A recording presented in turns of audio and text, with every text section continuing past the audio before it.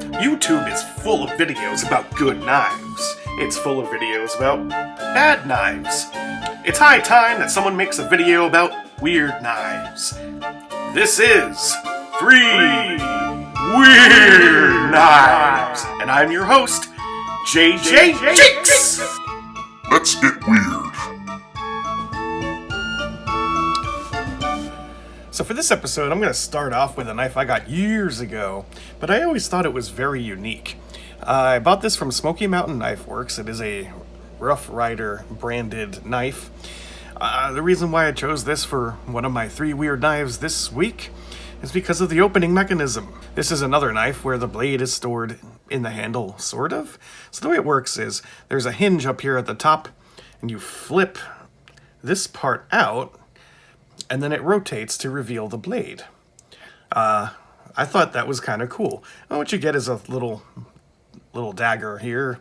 It is ground on both sides, not too terribly sharp, but then to close it, you just kind of reverse it. You flip this piece back over the blade, rotate back down, and then you get a nice deep riding pocket clip to stuff this down into your pocket. It's also kind of neat how the handle is this big hollowed out chunk, which it has to be because that's where everything goes. And if you're into fidget spinners or fidgety knives, this one might be good for you because you can do this. Wacha, wacha, wacha. I suppose you could hold it by this piece and do the same thing with the knife, but feels a little dangerous. Let's give it a go. Yeah. I dig it. You ever read stories about people who buy something online, they get it, and then it's just not what they're expecting, and you feel like, yeah, but you didn't read the description, did you? You would have avoided it if not for that. I've seen it before with knives, where people were expecting something bigger or smaller, and it's like, dude, they put the dimensions right there in the description. I have committed that crime myself. I saw this knife for sale on Amazon, and I was like, holy crap, I must have it. It went into my shopping cart. I clicked the button, and that was that. What I didn't do was read that this is actually a costume prop. I don't know why I thought this was an actual knife. It's pretty ridiculous, but there's a lot of ridiculous things out there. You can't blame me completely. So, although technically not a knife per se, I mean it is, but it's rubber. It's like, you know, for a costume. It is the Blade of the Damned dagger by California Cosmetic Accessories. Made in China, though. So, I kept it around because I still like it.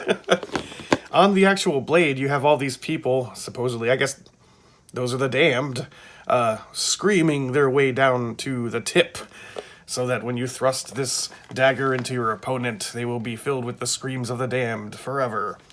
And you got some skulls embedded up in the handle of the knife, at the pommel and at the hilt.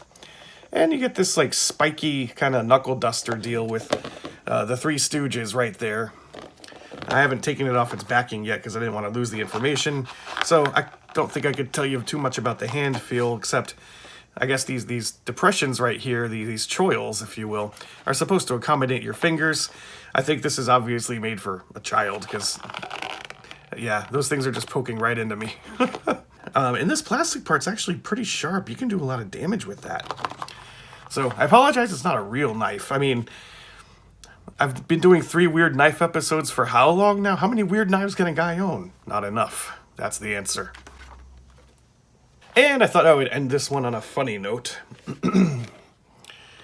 They came with Switchblade sporks.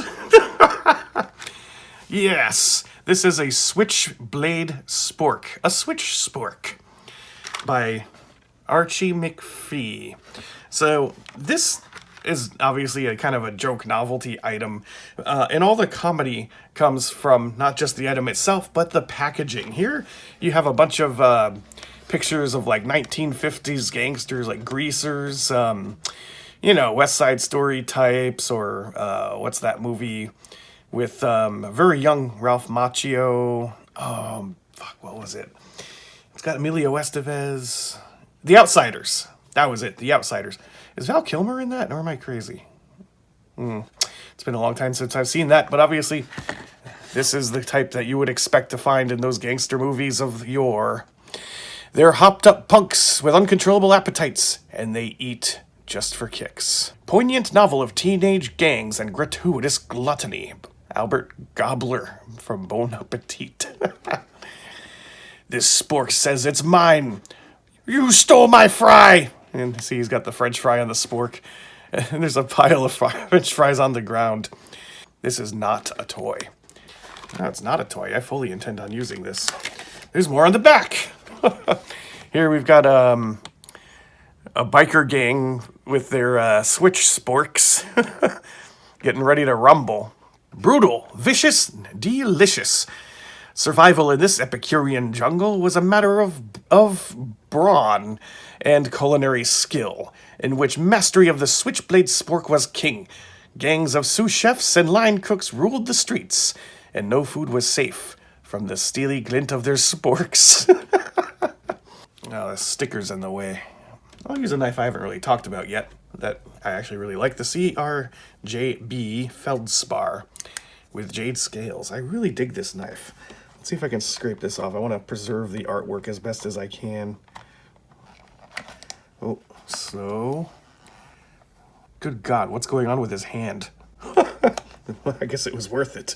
Yeah! Thank you, CRJB Feldspar. Artisan cutlery is really hitting them out of the park, I gotta tell you. This guy's ready to take what you're eating.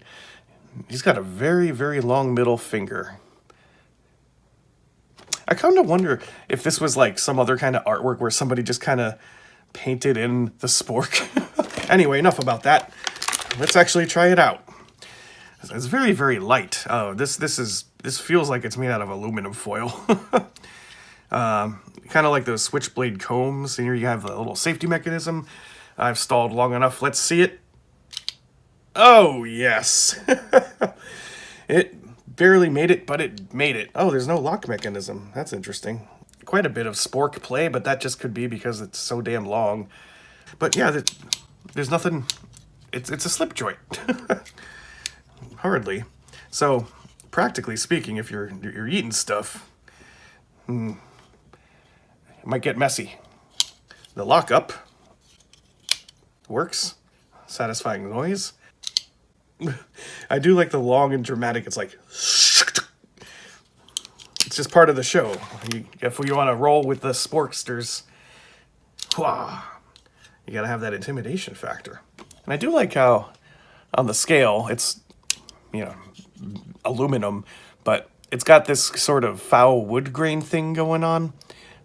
Yeah, that's a nice little detail.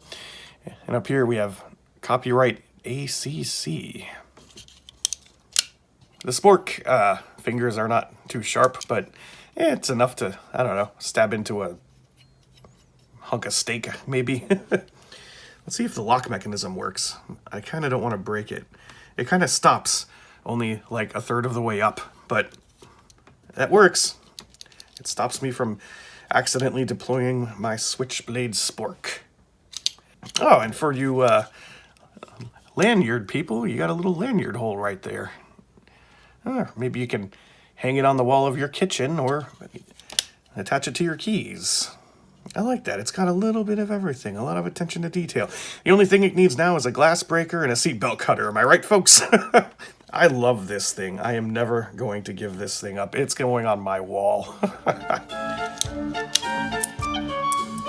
Yeah.